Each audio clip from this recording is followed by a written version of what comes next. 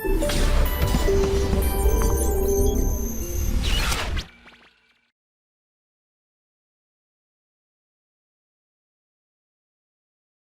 dear student, my name is Avinash Kishore. Your avian sir is again present with a new chapter fluid mechanics.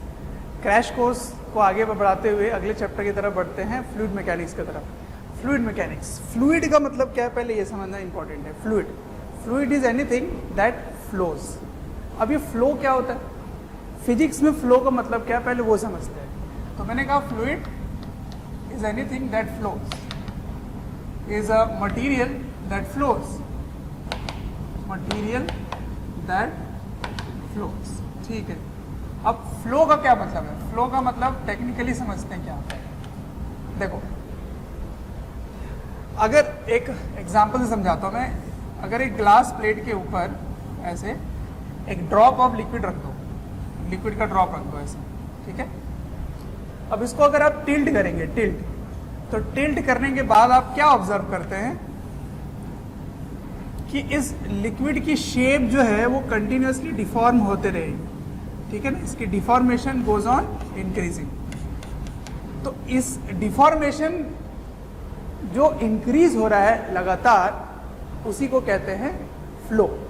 अब उसको physics के term में shear से बताते हैं, shear strain. तो shear strain goes on increasing, ठीक है ना। Shear strain goes on increasing, इसी को कहते हैं flow rate. What is flow? Flow is the increasing rate of shear strain. अब ये शियर स्ट्रेन क्या होता है? शियर स्ट्रेन और शियर स्ट्रेस, ये सॉलिड के चैप्टर में आपने पढ़ा होगा कि देखो ये प्रॉपर्टी सॉलिड में नहीं होता। क्यों नहीं होता? देखते हैं इस पॉइंट को। अगर यहाँ पे फिक्स कर दिया जाए एक सॉलिड, ठीक है, और इस सॉलिड को आप टेंजेंशियली फोर्स लगा के खींचेंगे ऐसे, तो यहाँ पे डिफॉर्मेशन प्रोड्यूस होगा, ऐसे टेढ़ा हो जाएगा। और जैसे ही फोर्स यहाँ से हटा दिया जाए, वैसे ही वापस ये शेप को रीगेन करने के लिए एक और फोर्स इधर डेवलप कर लेता है, जिसको कहते हैं रिस्टोरिंग फोर्स, ठीक है। तो ये शियर स्ट्रेस डेवलप करेगा। Force per unit area is called stress, और ये शियर स्ट्रेस में लेके चल रहा हूँ क्योंकि ये टेंजेंशियल है। ये सब टेक्निकल टर्म है जो सॉलिड के चैप्टर में आप पढ़ते हैं। तो सॉलिड में ये प्रॉपर्टी होती है कि शेप को रीगेन कर सके, जिसके कारण ये जो डिफॉर्मेशन हुआ था यहाँ पे वो वापस रीगेन हो जाएगा। पर ऐसी कोई प्रॉपर्टी फ्लूइड्स में नहीं होती है। फ्लूइड्स क्या होता है?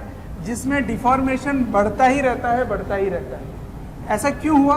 देखो, यहाँ पे mg लग रहा था, जैसे आपने टिल्ट किया, इस mg का एक कंपोनेंट आ गया होगा इधर, let's say mg sin theta आ गया होगा। अब ये जो फोर्स है ना, इस फोर्स का शियर स्ट्रेस डेवलप नहीं हो रहा, मतलब वापस इसको रीगेन करने वाला कोई फोर्स डेवलप नहीं कर रहा है, इसको रिस्टोरिंग फोर्स डेवलप नहीं होता है लिक्विड में।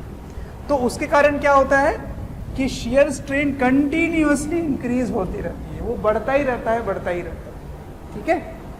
तो इसीलिए वो फ्लो करने लग जाता है। अब लिक्विड की ऐसी प्रॉपर्टी है कि क्योंकि इसमें रिस्टोरिंग फोर्स डेवलप नहीं हो रहा, तो शियर स्ट्रेस डेवलप नहीं हो रहा। तो क्योंकि यहाँ शियर स्ट्रेस डेवलप नहीं हो रहा है, इसीलिए उसके इफेक्ट को खत्म करने के लिए ये कंटिन्यूसली अपनी शेप चेंज करता रहता है। मतलब कुछ ऐसा है कि मान लो आप किसी ऑब्जेक्ट को पकड़ के खींचो, पर आप अपने तरफ खींच रहे हैं और वो ऑब्जेक्ट खुद भी आपके तरफ उतने ही रेट से चलना शुरू कर दिया, है ना। सपोज अपने फ्रेंड को आप खींचे हो, लेकिन वो फ्रेंड भी आपके तरफ दौड़ना शुरू कर देते हैं, तो आपको वो उस फोर्स का इफेक्ट फील ही नहीं होगा। तो इसी फोर्स का जो इफेक्ट है उसको नलिफाई करने के लिए लिक्विड अपनी शेप को कंटिन्यूअसली चेंज करता रहता है। इसीलिए लिक्विड की स्पेशल प्रॉपर्टी होती है कि उसकी शियर स्ट्रेन डेवलप ही नहीं होती है आइडियल में, मतलब उसमें फ्रिक्शन नहीं होना चाहिए। तो आइडियल फ्लूइड में शियर स्ट्रेन डेवलप नहीं होता। इसीलिए क्या होता है, लिक्विड कंटिन्यूअसली शेप चेंज करता रहता है। कब? अगर टेंजेंशियल डायरेक्शन में कोई फोर्स आ जाए तो इसका प्रैक्टिकल यूज मैं आपको दिखाता हूँ कि कभी भी आप ग्लास में पानी भर के आप इसमें वाटर भर दो ऐसे, ठीक है, और इसको आप टिल्ट कर दें ऐसे, टिल्ट कर दें, तो आप ऑब्जर्व करेंगे कि जो लिक्विड का सरफेस है वो टिल्ट नहीं होता, वो ऐसा ही रहेगा, हॉरिजॉन्टली रहेगा। कारण समझाता हूँ। अभी इसके सरफेस पे क्या फोर्स डेवलप हुआ था, क्या था यहाँ पर mg फोर्स डेवलप था, है ना, यहाँ पर सरफेस के परपेंडिकुलर mg फोर्स था।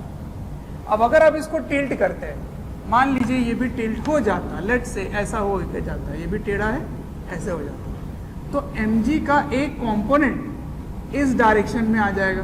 देखो mg का एक कंपोनेंट इस डायरेक्शन में आ जाएगा, पर इस इफेक्ट को नलीफाई करने के लिए लिक्विड को फ्लो करना चाहिए, पर आपने जगह ही नहीं बनाया है, वॉल्स ऑफ द ग्लास उसको रोक के रखा हुआ है। तो क्योंकि ये इस शेप को अब चेंज नहीं कर पाएगा, इसीलिए ये टेढ़ा भी नहीं होगा, ये हॉरिजॉन्टल ही रहेगा, ताकि mg सरफेस के परपेंडिकुलर ही रहे और उसका कोई भी कंपोनेंट सरफेस के अलोंग ना आए। ठीक है, तो इस डिस्कशन से मैं क्या कंक्लूड कर सकता हूँ? कंक्लूजन देखो, कंक्लूजन इज, इसको मैं हटा देता हूँ, इसकी जरूरत नहीं है। कंक्लूजन इज,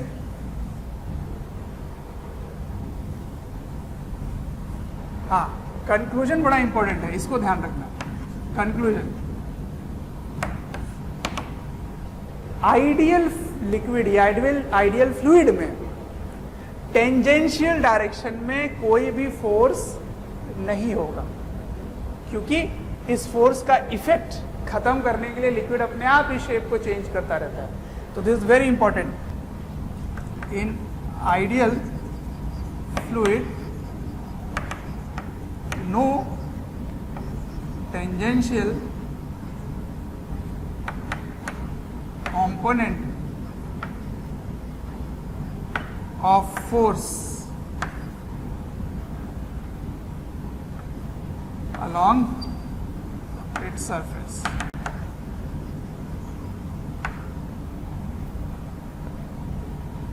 ठीक है, तो all forces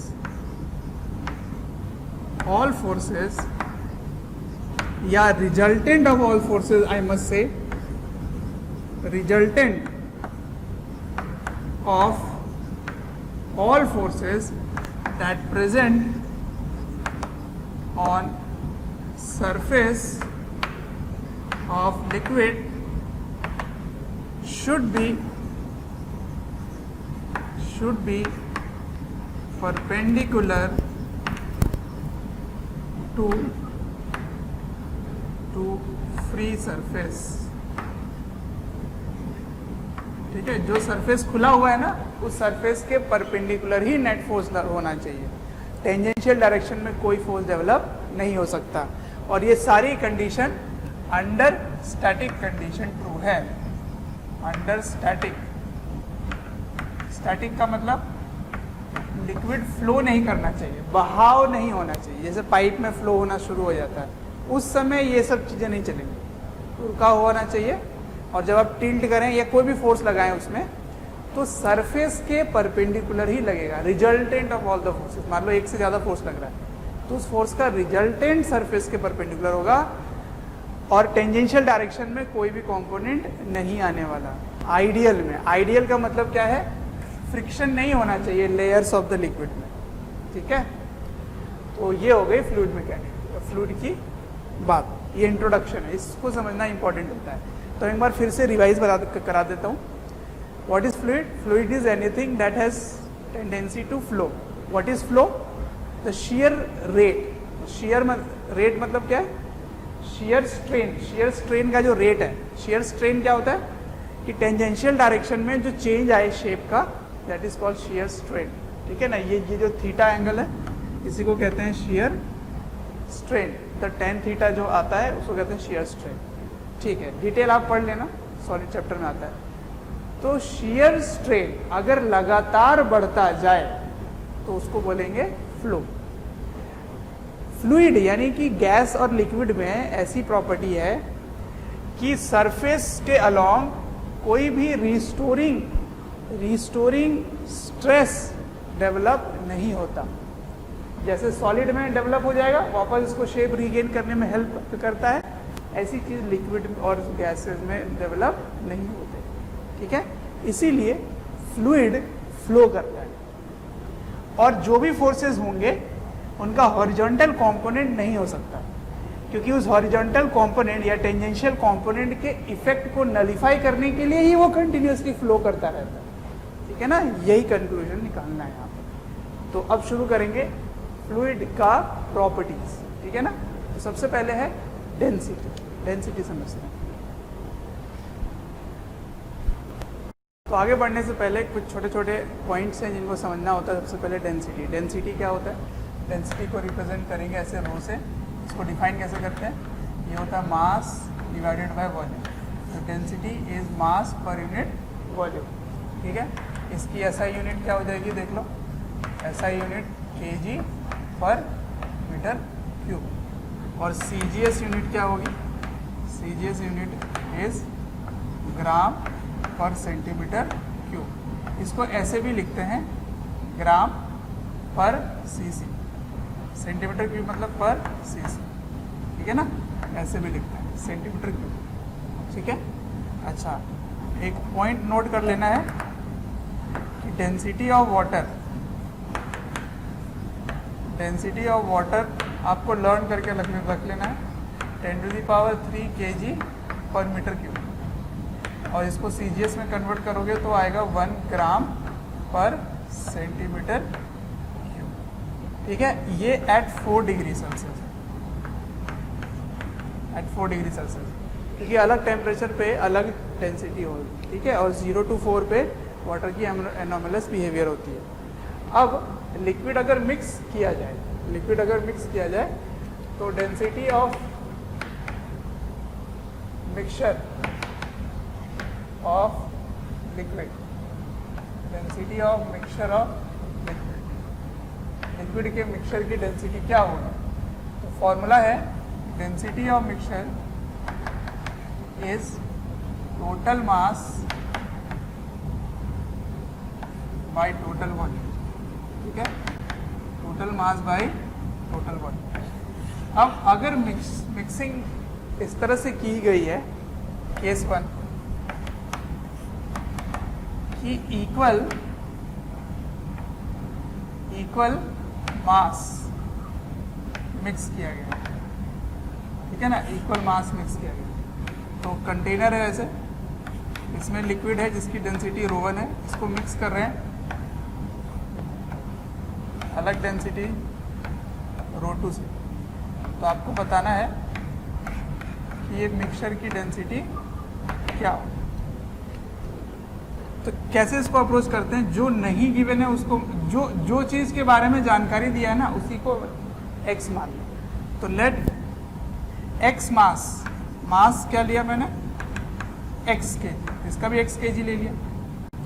तो वॉल्यूम क्या होगा? वॉल्यूम इस फॉर्मूले से देखो, volume equals to mass upon density. तो mass upon density, mass upon density. ठीक है, तो टोटल वॉल्यूम क्या हो गया? टोटल वॉल्यूम इनको जोड़ दो, तो x by ρ1 plus x by ρ2। और टोटल मास क्या हो गया? 2x। तो total mass equals to 2x, therefore density of mixture equals to total mass by total volume, है ना। तो 1 बाई ρ1 प्लस 1 बाई ρ2। x और x कैंसिल हो गया, इसका एलसीएम ले लो, चल जाएगा ऊपर। तो density of mixture is 2 ρ1 ρ2 by ρ1 plus ρ2। इसको आप फॉर्मूले की तरह याद रख सकते हो। ये फॉर्मूला कब लगाना है? When equal masses are mixed. Correct. अब केस 2 लेते हैं, इक्वल वॉल्यूम मिक्स्ड। ठीक है, बराबर वॉल्यूम मिक्स कर रहे हैं। तो वही है रो वन रो टू।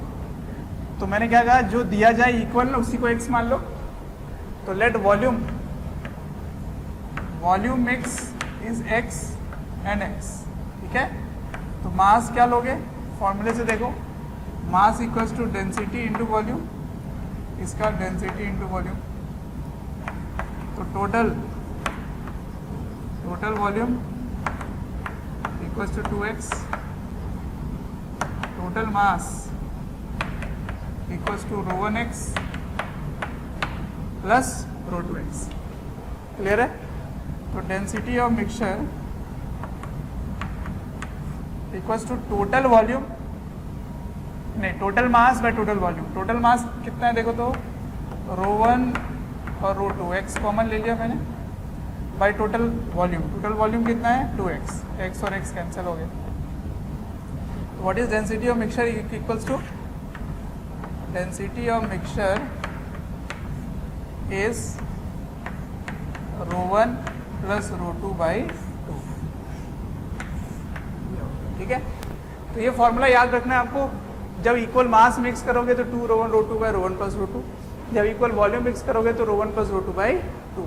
इसमें आएगा अरिथमेटिक मीन, इसमें आएगा हार्मोनिक मीन, ठीक है।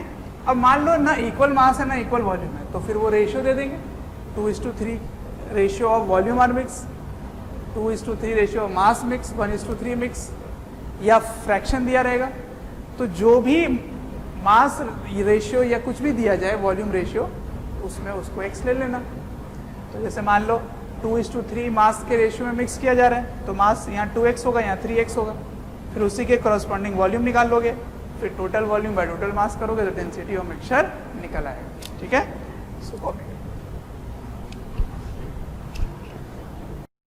इसी में एक और पॉइंट देख लेते हैं, रिलेटिव डेंसिटी। रिलेटिव डेंसिटी क्या होता है, रिलेटिव डेंसिटी को RD भी लिख सकते हैं। अगर वाटर के रिलेटिव किसी की भी डेंसिटी आप स्टडी करते हो तो वो कहलाता है रिलेटिव डेंसिटी। तो density of substance divided by density of water at 4 degree Celsius, ठीक है, ये होता है। तो इसकी कोई यूनिट नहीं होगी, it is a unitless quantity, unitless quantity, ठीक है। तो example, if relative density of a substance is 10.2, तो इसका क्या मतलब हुआ, इसका मतलब हुआ कि देखो वाटर की डेंसिटी 1 ग्राम पर सीसी है, तो 1 जाके मल्टीप्लाई होगा तो यही नंबर बनेगा। तो इसका मतलब आप समझ सकते हो, means density is equals to 10.2 gram per cc. या फिर अगर ऐसा ही में लिखना हो तो ये हो जाएगा 10.2 इंटू 10⁻³ kg पर मीटर क्यूब, ठीक है। ये रिलेटिव डेंसिटी की कहानी है, ठीक है। उल्टा दिया जाए, अगर डेंसिटी दे दिया जाए और पूछा जाए रिलेटिव डेंसिटी क्या है, तो आप इस फॉर्मूले में रख के सॉल्व कर सकते हैं, ठीक है। आगे फिर आने वाला है, जब मैं बॉयंसी पढ़ाऊंगा वहाँ पे फिर से रिलेटिव डेंसिटी की बात होगी।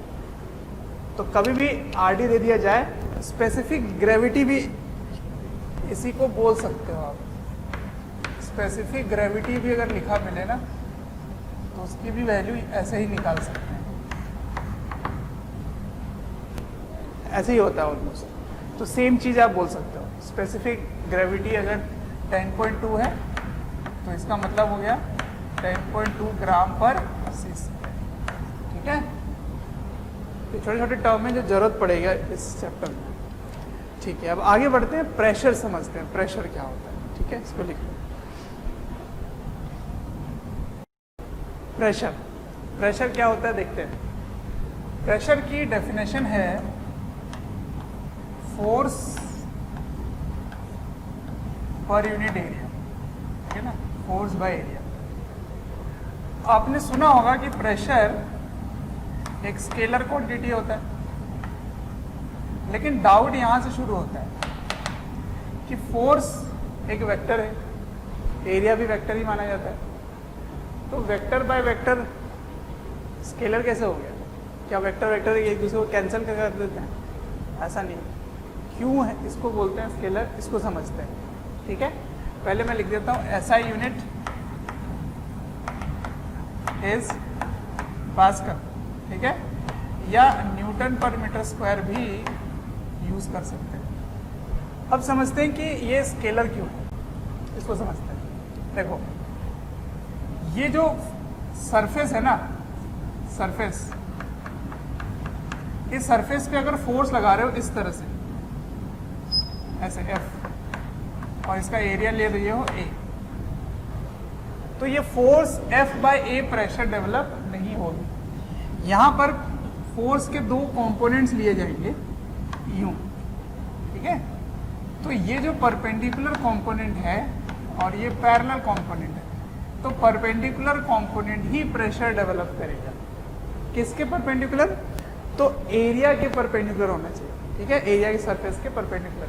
तो इसका कंप्लीट डेफिनेशन क्या हो गया? Perpendicular force by area is called pressure. Because this is a component, so it has got just magnitude. Direction वाला थोड़ी बोलेंगे, वो सरफेस के परपेंडिकुलर है, मतलब वो कंपोनेंट है, फिक्स है वो कंपोनेंट। तो क्योंकि ये स्केलर हो गया, क्योंकि ये कंपोनेंट है, इसलिए प्रेशर भी स्केलर होगा।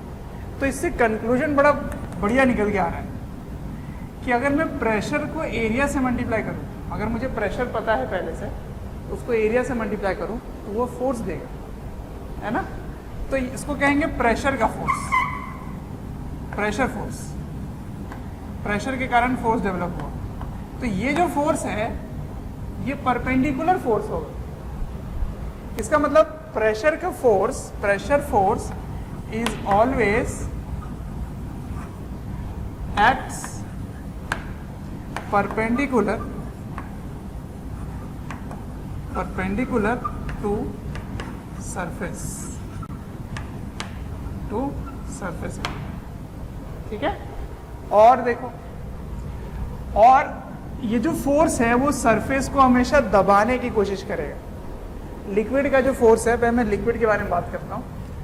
लिक्विड देखो, लिक्विड के अंदर देखते हैं ना, ये लिक्विड है ऐसे। अब अगर इसमें कोई भी सरफेस ले लो, ऐसे कोई सा भी सरफेस ले लो, यूं टेढ़ा सा ले लिया, ठीक है, और इसमें आप प्रेशर का फोर्स निकालना चाहते हो, तो प्रेशर का फोर्स, जो फोर्स है वो इस सरफेस के परपेंडिकुलर होगा और हमेशा दबाने की कोशिश करेगा, कंप्रेसिव, ठीक है, वो दबाएगा, इनवर्ड लगेगा, कभी भी उसको इलोंगेट नहीं कर पाएगा, वो आउटवर्ड नहीं लगेगा। प्रेशर का फोर्स हमेशा सरफेस के इनवर्ड लगेगा और हर डायरेक्शन से लगेगा, क्योंकि अगर हर डायरेक्शन से नहीं लगेगा तो फिर इस पर एक net force non zero force हो जाएगा, तो फिर तो लिक्विड मूव करना चाहिए वो पार्टिकल, पर ऐसा नहीं होता। आप कंटेनर में लिक्विड भरोगे तो वो जो मॉलिक्यूल है वो वहीं दिखाई देगा। इसका मतलब क्या हुआ? इसका मतलब हर जगह से फोर्स जो है वो एक्ट कर रहा होगा, है ना। तो क्या क्या कंक्लूजन निकल के आया? प्रेशर का फोर्स हमेशा परपेंडिकुलर लगेगा और and it tends to compress the surface, ठीक है, सरफेस को हमेशा कंप्रेसिव तरीके से लगाएगा, वो दबाएगा, ठीक है। It acts on all surface, all direction, it acts from all directions, ठीक है, सभी डायरेक्शन से एक्ट करने वाला है। तो बड़ा ही इंपॉर्टेंट पॉइंट समझ में आया कि लिक्विड में जो प्रेशर का फोर्स डेवलप होगा वो फोर्स सरफेस के परपेंडिकुलर होगा, सारे डायरेक्शन से लगेगा और हमेशा इनवर्ड लगेगा, दबाने की कोशिश करेगा, ठीक है। तो अब समझते हैं कि प्रेशर का वेरिएशन क्या होगा किसी भी लिक्विड के अंदर, प्रेशर का वेरिएशन कैसा होगा। तो सबसे पहले वर्टिकल डायरेक्शन में मैं आपको बताऊंगा, फिर हॉरिजॉन्टल डायरेक्शन में देखते हैं, ठीक है। तो variation of pressure, variation of pressure,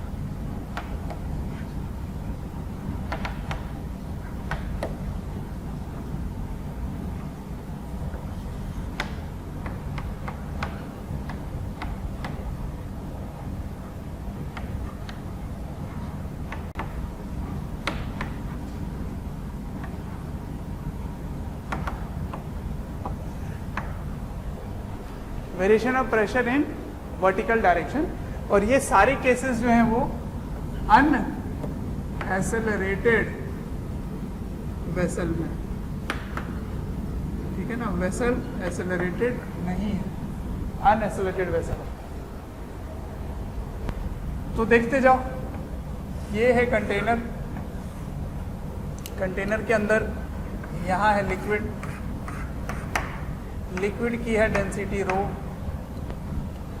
ठीक है, और इस कंटेनर का जो एरिया है वो है ए,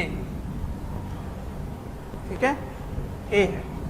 मैं इन दोनों पॉइंट्स के बीच में प्रेशर का डिफरेंस निकालना चाहता हूँ, इनके बीच का। तो मैं इसको ले लेता हूँ पॉइंट x और इसको ले लेता हूँ पॉइंट y, और इनके बीच का वर्टिकल डिस्टेंस है h, ठीक है। तो इनके बीच का प्रेशर का वेरिएशन क्या होगा ये पता करते हैं। तो चलो ये रेफरेंस मान लो, और यहाँ से y डेप्थ नीचे जाकर एक dy एलिमेंट निकालते हैं, dy, ठीक है, ये dy निकालते हैं। अब इसमें देखते हैं कि इसमें कौन कौन से फोर्सेस लग रहे हैं। इसकी तो इक्विलिब्रियम है, क्योंकि वो लेयर ना ऊपर जा रहा है, नीचे जा रहा है, ना राइट जा रहा है, ना लेफ्ट जा रहा है, क्योंकि अनएसेलरेटेड है, एसेलरेशन तो हो ही नहीं रही है कंटेनर की। तो यहाँ पे फोर्स किसके कारण होगा, यहाँ पे इस पूरे सरफेस में किसके कारण फोर्स डेवलप होगा, प्रेशर का फोर्स। तो यहाँ का प्रेशर मान लो P है, ठीक है, यहाँ का प्रेशर है P, और एरिया क्या है A। तो फोर्स क्या होगा, प्रेशर इनटू एरिया। डायरेक्शन किधर होगी, सरफेस के परपेंडिकुलर, किधर होगा, इनवर्ड, दबाने की कोशिश करेंगे। तो ऐसे हो गया प्रेशर का फोर्स, ठीक है। और ये कितना है, प्रेशर इनटू एरिया। अब मान लो इस लेयर से इस लेयर में पहुंचे और प्रेशर जो है वो बढ़ गया, कितना बढ़ गया, dp से बढ़ गया, ठीक है। तो पहले P था, अब P प्लस dp हो गया। तो फोर्स क्या होगा, वही होगा इनटू एरिया, पर डायरेक्शन किधर होगी, सरफेस के परपेंडिकुलर और इनवर्ड। तो परपेंडिकुलर और इनवर्ड कैसा होता है, ऐसा होता है, यूं, ठीक है, ऐसा दिख रहा। और कोई फोर्स, हाँ, ग्रेविटेशनल फोर्स। तो ग्रेविटेशनल फोर्स इसको mg लग रहा होगा, लेकिन m ये छोटे से लेयर की बात कर रहे हो तो dm ले लिया मैंने इंटू g। तो f up should be equals to f down as acceleration equals to 0। तो अप फोर्स क्या है, देखो ये वाला, तो P plus D P into A. Down force क्या है, ये और ये, तो P into A plus D M into G. अब इतने येलो कलर वाले जो लेयर है उसका मास क्या होगा, मास लिखोगे डेंसिटी इंटू वॉल्यूम। वॉल्यूम कैसे लिखोगे, तो वॉल्यूम लिखोगे एरिया इंटू हाइट, और हाइट क्या है, dy, ठीक है। तो मैं फिर से लिख देता हूँ, mass equals to density into volume, volume is equals to area into width, dy, ठीक है, एरिया इंटू विड्थ। ओके, तो प्रेशर इंटू एरिया,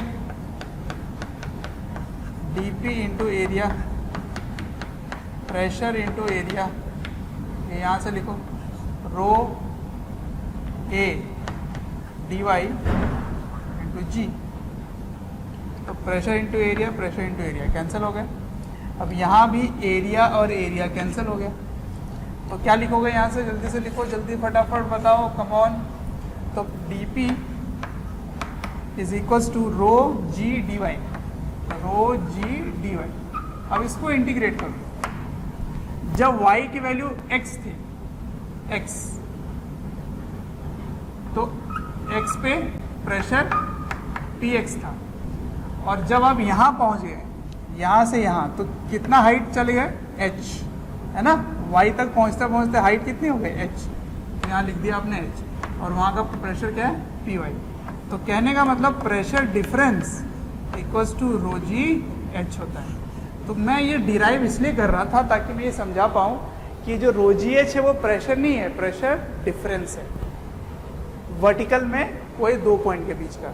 तो एब्सोल्यूट प्रेशर कैसे लिखोगे, एब्सोल्यूट प्रेशर लिखोगे p y minus p x equals to rho ji H, ठीक है। तो what is p y equals to p x plus rho ji h. तो मतलब किसी भी एक पॉइंट का अगर प्रेशर आपको पता है तो वहां से वर्टिकली डाउन जाओगे तो रो जी एच टाइम्स प्रेशर बढ़ जाएगा। आया समझ में? तो ये वेरिएशन इन प्रेशर है वर्टिकल डायरेक्शन, ठीक है, इसको लिख लीजिए। अब इसमें मैं एटमॉस्फेरिक प्रेशर को भी इन्वॉल्व करके बताता हूँ कि किसी भी पॉइंट पे प्रेशर कैसे देखेंगे, इसको लिखिए। देखो एब्सोल्यूट प्रेशर अगर पूछा जाए तो वो डेल्टा पी था, rho ji H is delta P. मान लो ये रो डेंसिटी की लिक्विड है और फ्री सरफेस से एच डेप्थ नीचे जाकर आपको प्रेशर निकालना है। तो एक प्रेशर एटमॉस्फेयर का भी होता है यहाँ पे, तो इसको बोलोगे पी80, उससे रो जी एच एक्स्ट्रा प्रेशर हो गया होगा। तो pressure at this point let's say A, तो pressure at A will be written as P80m plus rho ji H, ठीक है, ये होगा एब्सोल्यूट प्रेशर। और रो जी एच जो है वो केवल प्रेशर डिफरेंस है। तो एक पॉइंट समझ में आ रहा है आपको कि प्रेशर डिफरेंस सिर्फ रो पे डिपेंड करेगा, जी पे डिपेंड करेगा और एच पे डिपेंड करेगा। और एच कहाँ से लोगे? Vertically down from free surface, सही है। रो क्या है? Density of liquid. किस पे डिपेंड नहीं कर रहा? कंटेनर के शेप पे डिपेंड नहीं कर रहा। किस पे डिपेंड नहीं कर रहा है? अमाउंट ऑफ लिक्विड पे डिपेंड नहीं कर रहा, ठीक है। तो इस पर मैं बात अभी करने वाला हूँ, लेकिन उसके पहले मैं बता देता हूँ हॉरिजॉन्टल में वेरिएशन कैसी होगी। हॉरिजॉन्टल वेरिएशन भी देख लेते हैं। हॉरिजॉन्टल वेरिएशन में क्या करना है आपको? देखो 2 पॉइंट्स ले लिया, ये दोनों पॉइंट्स,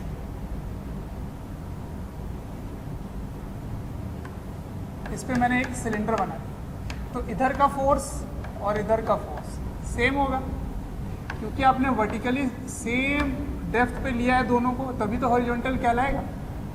तो क्योंकि ये एक्सेलरेटेड नहीं है, अनएक्सेलरेटेड कंडीशन ले रहे हैं, तो अनएक्सेलरेटेड में F1 force should be equals to F2 force. तो pressure at 1 into area should be equals to pressure at 2 into area. तो एरिया और एरिया हो गया कैंसिल, तो pressure at 1 is equals to pressure at 2। तो कहने का मतलब है सेम हॉरिजॉन्टल लेवल में pressure is same, pressure is same at same horizontal levels. Clear है? ठीक है, ये हॉरिजॉन्टल वेरिएशन हो गया। वेरी गुड, समझ आ गया इस पर। अब मैं कह रहा था कि कंटेनर के शेप पे डिपेंड नहीं कर रहा, अमाउंट ऑफ लिक्विड पे डिपेंड नहीं कर रहा। तो एक कंसेप्ट है हाइड्रोस्टैटिक पैराडॉक्स। हाइड्रोस्टैटिक पैराडॉक्स, ठीक है, हाइड्रोस्टैटिक पैराडॉक्स। पैराडॉक्स का मतलब क्या होता है? ऐसा स्टेटमेंट जो अटपटा सा लगे, है ना, अटपटा सा लगे, लेकिन अगर आप उसको मैथमेटिकली या थ्योरम या कोई रूल से इसको आप देखेंगे तो वो सही प्रूव हो जाएगा, ठीक है। तो उसको पैराडॉक्स बोलते हैं। तो हाइड्रोस्टैटिक पैराडॉक्स क्या है देखते हैं। एक कंटेनर ऐसी है, एक कंटेनर बिल्कुल स्ट्रेट है और एक कंटेनर ऐसे टेढ़ा सा है, ट्रंकेटेड, ठीक है। नीचे का एरिया ऑलमोस्ट सेम है, तीनों का एरिया सेम है। तो जो मैंने 3 केसेस लिए हैं, इनमें सेम लिक्विड सेम हाइट तक भरा गया है, ठीक है। रो रो रो, ठीक है, तीनों का हाइट सेम है। क्वेश्चन ये पूछा जाता है कि प्रेशर किस में ज़्यादा होगा। अब हमें ये लगता है कि देखो इसमें लिक्विड ज़्यादा भरा हुआ है, एज कंपेयर टू बी, और सी में लिक्विड कम भरा हुआ है एज कंपेयर टू बी, तो इसका भार ज्यादा होगा, वजन ज्यादा होगा, तो फोर्स ज्यादा लगेगा। तो पर यूनिट एरिया फोर्स ज्यादा लग रहा है तो प्रेशर ज्यादा लगना चाहिए। But the answer is pressure is same in all the three cases.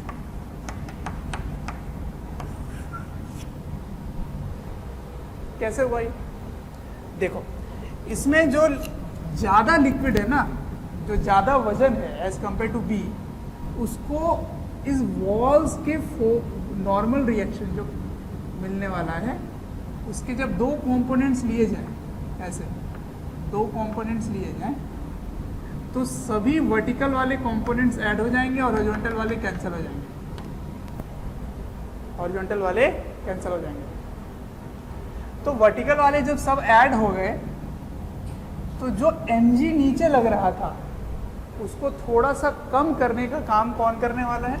ऊपर वाले कंपोनेंट्स। ठीक है, ऊपर वाले कंपोनेंट्स। तो ऊपर वाले कंपोनेंट्स सभी जुड़ जाएंगे और mg को थोड़ा कम कर देंगे, और उस mg का इफेक्ट उतना ही होगा जितना इसमें आ रहा होगा। इसमें क्या हो रहा है कि कंप्लीट वर्टिकल लग रहा है ऐसे, और एक दूसरे को कैंसिल कर रहे हैं, तो mg का ही फोर्स डाउनवर्ड लग रहा है, जिसके कारण प्रेशर डेवलप हो रहा है। और इसमें जो कमी हो रही थी mg के फोर्स के कारण, उसका दो कंपोनेंट अगर लोगे ऐसे, तो वर्टिकली डाउनवर्ड आना शुरू हो जाएगा, तो सभी के सभी ऐड होने शुरू हो जाएंगे। तो जो कमी हो रही थी mg का, जो वजन कम था, उसको इस कंपोनेंट ने बढ़ा दिया। तो जो इसमें कमी था वो वॉल्स के फोर्स ने बढ़ा दिया, जो इसमें ज़्यादा था वो वॉल्स के फोर्स ने कम कर दिया, सो दैट इन दोनों का एक्चुअल इन्फ्लुएंस उतना ही हो जाए जितना इस बीच वाले का है। तो कहने का मतलब है, आप कंटेनर का शेप चाहे जैसा भी ले लें, अगर आप हाइट सेम भरे हो तो प्रेशर भी सेम होगा। और प्रेशर कहाँ से लिया जाता है? फ्रॉम फ्री सरफेस और वर्टिकली डाउन लिया जाता है। ठीक है, तो मान लो मैं एक क्वेश्चन पूछता हूँ आपसे ऐसे, ठीक है, ये एंगल है थीटा और ये लेंथ है एल। तो आपसे मैं पूछ रहा हूँ कि यहाँ पे प्रेशर क्या होगा? इस जगह पे प्रेशर क्या होगा? डेंसिटी रो है, तो क्या रो जी एल लिखोगे? नो, आपको फ्री सरफेस से वर्टिकल हाइट लेना होता है, ये वाला हाइट। ठीक है, तो ये क्या बन गया? L sine theta. तो इसको लिखोगे रो जी एल साइन थीटा। ठीक है, ऐसे लेते हैं, वर्टिकल हाइट लेते हैं from the free surface. Correct है। तो इसी कंसेप्ट को यूज़ करने वाले हैं, एक क्वेश्चन में पूछता हूँ आपसे।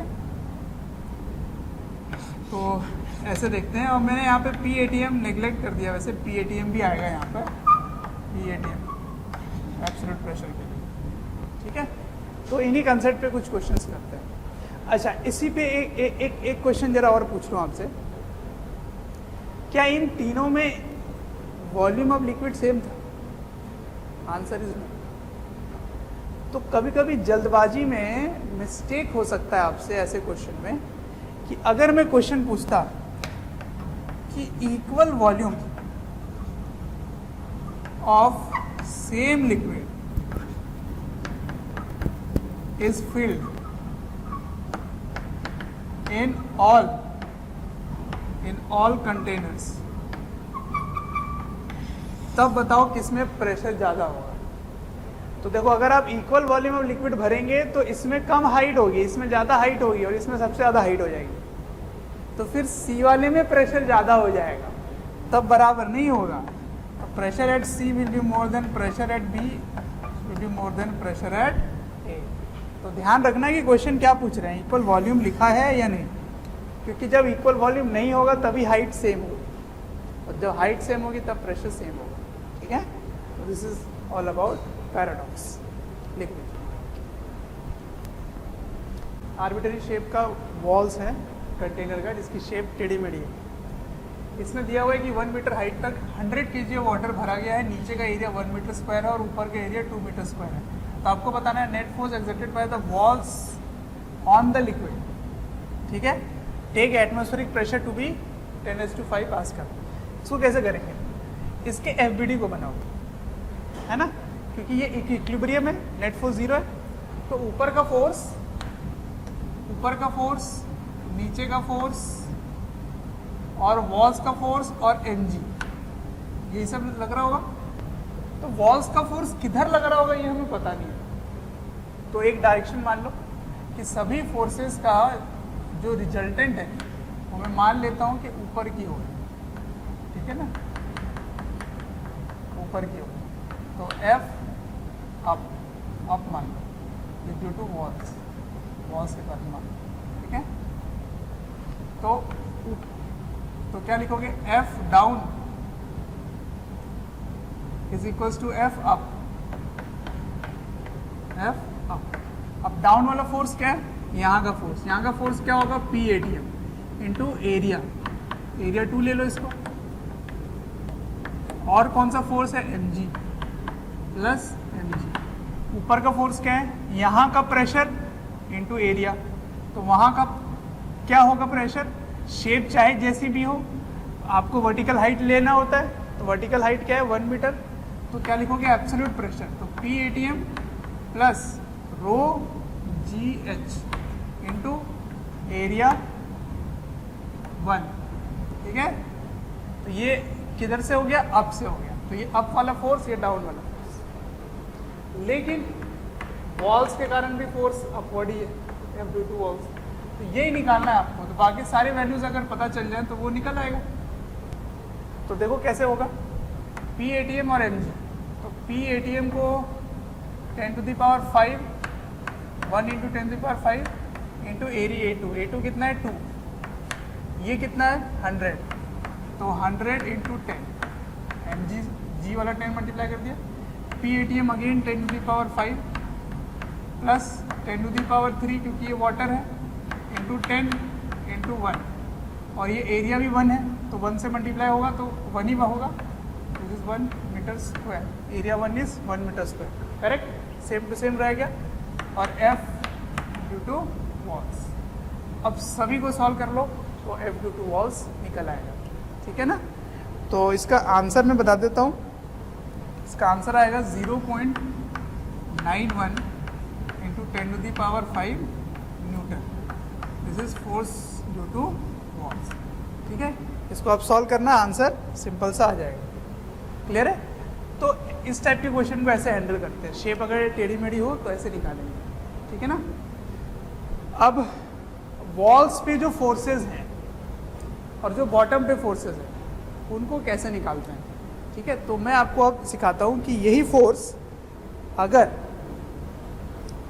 किसी वॉल्स के बारे में बात किया जाए, ठीक है ना, वॉल्स के बारे में, जैसे अगर शेप इसकी रेगुलर है तो वॉल्स पे फोर्स कैसे निकालोगे, क्योंकि यहाँ पे आपने फोर्स तो निकाल लिया, क्योंकि यहाँ भी प्रेशर वही है, यहाँ भी प्रेशर वही है, यहाँ भी वही है, हर जगह प्रेशर सेम है, तो आपने निकाल लिया, यहाँ भी प्रेशर सेम है, निकाल लिया, लेकिन यहाँ से यहाँ तक प्रेशर का वेरिएशन है, तो इस पर कैसे फोर्स निकालोगे, क्योंकि हर बार वेट गिवन नहीं होगा और वॉल्यूम निकालना पॉसिबल नहीं होगा, तो कैसे करेंगे।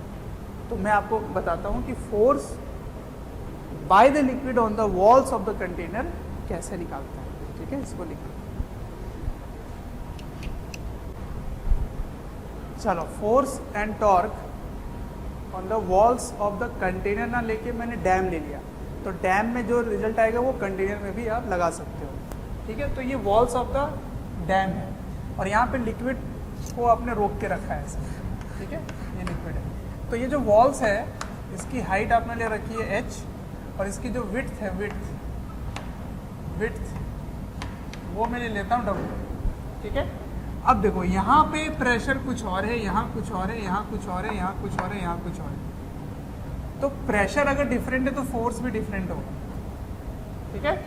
अब देखो, देखते जाओ, इसीलिए प्रेशर वेरिएशन होने के कारण फोर्स भी वेरी करेगा, तो हमें इंटीग्रेशन का सहारा लेना पड़ेगा, है ना, क्योंकि प्रेशर का फोर्स तो परपेंडिकुलर होगा, नो डाउट, बट प्रेशर ही चेंज हो रहा है तो फोर्स भी चेंज हो रहा होगा, तो इसीलिए अपन वेरिएशन लेने के लिए क्या करेंगे, इंटीग्रेशन का काम करेंगे। तो y से dy ले लो, तो dy एक ऐसा स्ट्रिप निकालो, ऐसे dy बहुत ही पतला है, ये बहुत ही पतला, मैंने बड़ा दिखा दिया, तो ये dy हो गया, ठीक है ऐसे। अब इसमें मान सकते हो कि इस पर जो फोर्स लग रहा होगा ना यहाँ से ऐसे लिक्विड का, ये dF, ये परपेंडिकुलर लग रहा होगा, और यहाँ का प्रेशर और यहाँ का प्रेशर ऑलमोस्ट सेम मान सकते हैं क्योंकि बहुत ही पतला है। तो चलो छोटा सा फोर्स क्या होगा, छोटा सा फोर्स यहाँ का प्रेशर इंटू एरिया, यहाँ का प्रेशर क्या होगा, मैं PATM नेगलेक्ट करके चल रहा हूँ, PATM नेगलेक्टेड, ठीक है, इसको नहीं कंसीडर करना। तो क्या होगा रो जी एच, यही, और एच के जगह क्या लिखोगे वाई, यहाँ का प्रेशर क्या होगा रो जी वाई, क्योंकि यहाँ वाई डेप्थ नीचे है, सही है, और यहाँ ऑलमोस्ट सेम प्रेशर मान सकते हैं क्योंकि उसकी चौड़ाई बहुत कम ले रखे हैं, d y is a very small thickness.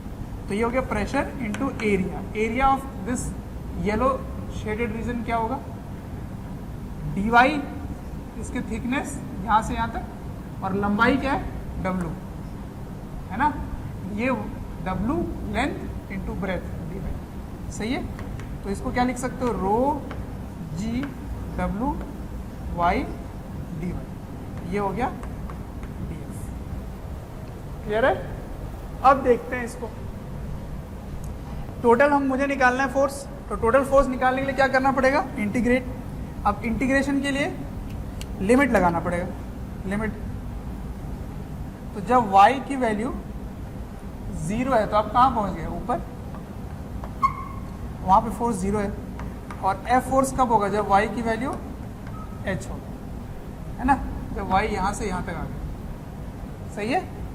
अब देखो यहाँ आप लिखोगे फोर्स इक्वल्स टू इंटीग्रेशन क्या होगा वाई स्क्वायर बाई 2, तो rho ji W Y square by 2 from 0 to h, तो इसको लिखो जल्दी से rho ji W h square by 2, ठीक है, तो ये हो गया फोर्स। अब मैं इस फोर्स को लर्न कराने के लिए इसके ऑब्जर्वेशन को चेंज करके दिखाता हूँ, इसको ऑब्जर्व करते हैं। इसके टोटल एरिया क्या है, जिस फेस में लिक्विड ऐसे लिक्विड लग रहा होगा उस पूरे फेस का एरिया क्या होगा, एरिया ऑफ रेक्टेंगल, तो हाइट हो गया लेंथ और W हो गया ब्रेथ, इसमें से H और W को हटा, तो W और H को आपने हटा दिया, तो ये क्या बन गया एरिया, सही है। तो इन दोनों को हटाए तो क्या रह गया यहाँ पे rho ji H by 2, rho ji H by 2, ठीक है। तो ये हो गया एवरेज प्रेशर इनटू, इसको बोलोगे प्रोजेक्टेड एरिया, इज कॉल्ड, इसको एवरेज फोर्स बोलते हैं, वैसे ये एवरेज फोर्स है, ठीक है। तो एवरेज प्रेशर का फॉर्मूला क्या हो गया, what is average pressure, it is rho ji H by 2, simple. कब होगा जब ये वर्टिकल आप देखोगे ऐसे, जहाँ भी लीनियर वेरिएशन होता है ना उसका एवरेज वैल्यू होता है इनिशियल और फाइनल बाई 2, तो इनिशियल का प्रेशर 0, फाइनल का pressure rho ji H by 2, ये हो गया एवरेज प्रेशर। अब मैं टॉर्क बताऊँ, फोर्स निकल गया ना, ये फोर्स है, टोटल फोर्स है, इसको याद कैसे रखोगे प्रेशर इंटू एरिया। अब ये फोर्स लग कहाँ रहा होगा उसके लिए आपको टॉर्क की जरूरत पड़ेगी। तो देखो ये जो फोर्स है ना, ये इसको ऐसे, इसको रोटेट करने की टेंडेंसी रख रहा है, तो इसके अबाउट निकाल लो torque about this point O, ठीक है। तो टॉर्क अबाउट O क्या होगा, छोटा सा टॉर्क क्या होगा, छोटा सा फोर्स इनटू वर्टिकल हाइट, तो ये वाली हाइट क्या होगी बताओ, आपने y लिया तो ये क्या बना h माइनस वाई, तो h माइनस वाई, ठीक है, ये हो गया। अब छोटा सा फोर्स क्या है, एलिमेंटल फोर्स ये है, तो रो जी W into Y D Y, है ना, इंटू वाई डी वाई को मल्टीप्लाई किससे करना है, h माइनस वाई से मल्टीप्लाई कर दो, तो रो जी डब्ल्यू, ठीक है, इसको बाहर ले लेते हैं क्योंकि ये कांस्टेंट है, इसको इससे मल्टीप्लाई करो तो बना h वाई डी वाई, ये इससे मल्टीप्लाई होगा तो बना वाई स्क्वायर डी वाई, ठीक है। अब इसको इंटीग्रेट करो जल्दी से फटाफट, तो ये कांस्टेंट है, ये तो बाहर ही रहा, तो इनको अलग अलग इंटीग्रेट कर सकते हैं। From y equals to 0 to y equals to h, आपका टोटल टॉर्क निकल रहा है। ठीक है, अब इसको इंटीग्रेट करो, बड़ा ही इंटरेस्टिंग सा नंबर आएगा। देखो जरा, रो जी डब्ल्यू ये बना y square by 2, h multiply करोगे तो h क्यूब हो जाएगा, h क्यूब बाई 2। इसको करो तो y क्यूब बाई 3, लिमिट लगाओगे h हो जाएगा, तो h क्यूब बाई 3। एलसीएम लोगे तो 6, ऊपर सॉल्व करोगे 1, तो answer is rho ji W h cube by 6। ठीक है, अब मैं फिर से इसमें थोड़ी रीअरेंजमेंट करता हूँ ताकि मुझे ये पता चले कि लग कहाँ रहा था। तो फोर्स क्या आया देखो, तो rho ji W H square by 2, यहाँ से इसको अलग कर रहा हूँ, rho ji W H square by 2 ये फोर्स है। इसको इससे अलग किए तो कौन सा टर्म दिखाई दे रहा है आपको? आपको इसमें दिखाई दे रहा है h बाई 3। इसका मतलब आप मान सकते हो कि ये जो फोर्स है ये कहाँ लग रहा होगा? At h by 3 from bottom. ठीक है, तो h बाई 3 हाइट, यहाँ से h बाई 3 हाइट पर आप मान सकते हो कि टोटल फोर्स यहाँ लग रहा था, टोटल एवरेज फोर्स कहाँ लग रहा था? h बाई 3 पे लग रहा था। देख रहे हो, ये 1/3 हाइट है नीचे से, ऊपर से 2/3 है। इसका मतलब ज़्यादा रोटेट होने की टेंडेंसी नीचे से दिखाई दे रही है ना, तो ज़्यादा गहरा पर अंदर फोर्स लगता है, इसीलिए नीचे बेस जो है वो उसको चौड़ा कर रखते हैं। तो कभी भी वॉल्स जो होता है ना डैम का, वो नीचे चौड़ा रखा जाता है क्योंकि नीचे ही ज़्यादा पे प्रेशर के कारण फोर्स आता है। ठीक है, इसलिए 1/3 हाइट पर ही वो रोटेट होने शुरू हो जाएगा। ये टोटल टॉर्क मान सकते हो। तो ये आपको सिंपल रिजल्ट याद रखना है, हर बार इंटीग्रेट करने की ज़रूरत नहीं है। कैसे याद रखना है? Average pressure into projected area क्या हो जाएगा? फोर्स। टॉर्क कैसे लिखोगे? h बाई, ये तभी होगा जब स्ट्रेट होगा, तभी ये टॉर्क लिख सकते हो, अदरवाइज आपको इंटीग्रेट करना पड़ेगा, लेकिन फोर्स हमेशा लिख सकते हैं आप। ठीक है, तो मैं एक क्वेश्चन लेता हूँ इसी टॉपिक पे बेस्ड। ठीक है, इसको लिख लो जल्दी से। अब इस क्वेश्चन को देखो, इसमें क्या लिखा हुआ है कि एक सिलेंडर है। क्या है? एक सिलेंडर जिसकी रेडियस r है। तो इस सिलेंडर में जिसकी रेडियस r है, उसको कितने हाइट तक एक लिक्विड को भरा जाए, कितने हाइट तक लिक्विड को भरा जाए कि बॉटम का फोर्स और वॉल्स, साइड वॉल्स पे लगने वाला फोर्स दोनों बराबर हो जाए। ठीक है, तो मैं मान लेता हूं कि इसको मैंने h हाइट तक भर दिया ऐसे। ठीक है, मान लेते हैं इसको h हाइट भर दिया मैंने रो लिक्विड का। अब बताओ बॉटम पे फोर्स क्या लगेगा? तो force on bottom should be same as force on the walls according to question. तो बॉटम पे क्या लिखोगे? फोर्स। PATM को नेग्लेक्ट करने बोल दिया गया इसमें, मान लो। ठीक है, तो बॉटम पे फोर्स क्या लिखोगे? प्रेशर इस जगह पे हर जगह सेम है इनटू एरिया, तो यहाँ पे ऐसे लग रहा होगा ना फोर्स, तो यहाँ पे क्या लिखोगे? रो GH pressure at the bottom into area pi r square. लेकिन वॉल्स पे कैसे लिखेंगे? उस पे लिखते हैं average pressure into projected area. तो प्रोजेक्टेड एरिया पूरा अगर आप देखो तो प्रोजेक्टेड एरिया कंप्लीट वॉल क्या बनेगा? 2πRH साइड है, हो गया ना, कर्व सरफेस एरिया हो गया, राइट। तो average pressure rho GH by 2 into 2πRH। ठीक है, ऐसे लिखेंगे। अब एक h यहाँ, एक h यहाँ, r और h दोनों को काट ले, RH कैंसिल हो गया, रो G ये भी हो गया कैंसिल। तो फिर से मैं लिखता हूँ यहाँ पर, इधर लिख देता हूँ मैं फिर से, rho GH by 2 into 2πRH, this should be equal to rho GH into pi R। ठीक है, मैंने किसको कट किया? रो रो जी एच को कट कर दिया, फिर 2 को 2 से कैंसिल कर दिया, पाई और आर कैंसिल हो गए, पाई और आर कैंसिल हो गए, तो क्या दिख रहा है यहाँ पे? यहाँ दिख रहा है एच और यहाँ क्या दिख रहा है? आर। इसका मतलब रेडियस के बराबर अगर हाइट भर दो तो बॉटम पे फोर्स और साइड वॉल्स पे फोर्स बराबर लग रहे हो, ठीक है ना? तो ये सब कंसेप्ट है जिनको आपको याद रखना होता है। और एक पॉइंट समझ लो, मान लो ये कर्व सरफेस है ऐसे, ठीक है ना, कर्व, और इसको आपने यहाँ पे हिंज कर रखा है और इधर लिक्विड है, जैसे मान लो ये आधा सिलेंडर का, ठीक है?